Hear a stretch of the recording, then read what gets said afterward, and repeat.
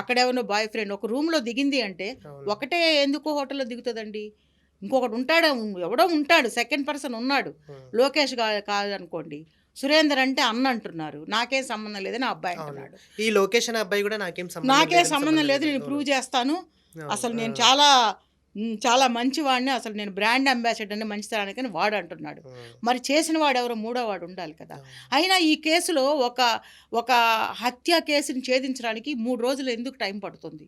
Already మూడో రోజు ఇది. ఎందుకు ఇంత టైం తీసుకుంటున్నారు పోలీసులు? ఏం జరుగుతోంది? ఎవరైనా ముఖ్యమైన వ్యక్తులు, ఇంపార్టెంట్ ఏదన్నా ఒక పెద్ద రాజకీయానికి సంబంధించిన వ్యక్తుల పిల్లలు ఎవరన్నా ఇందులో ఇన్వాల్వ్ అయి ఉన్నారా? ఆ అమ్మాయిని ఎవరు దాడి చేసి చంపేసింది? ఏమైనా రేపుకు గురైందా? ఒళ్ళంతా గాయాలు ఎందుకైనాయి? ఆ అమ్మాయిని చంపేంత పరిస్థితి ఎవరికి వచ్చింది? ఆ అమ్మాయి ఆ వయసుకి అంత శత్రువులు సంపాదించుకుందా? 16, 17, 20 లోపే ఉంటుంది ఆ అమ్మాయికి ఏజ్ నాకు తెలిసి.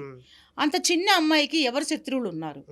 కేవలం ఆడపిల్ల అంటే కేవలం ఏదో ఒక పాడు చేయడానికి తప్ప ఇంక దేనికి ఆ అమ్మాయి డబ్బుల కోసం అమ్మాయికి వచ్చేవాళ్ళు ఎవరు? అమ్మాయి పెద్ద గొప్ప మిలీనియర్ ఏం కాదు డబ్బు కోసం చంపేశారంటే.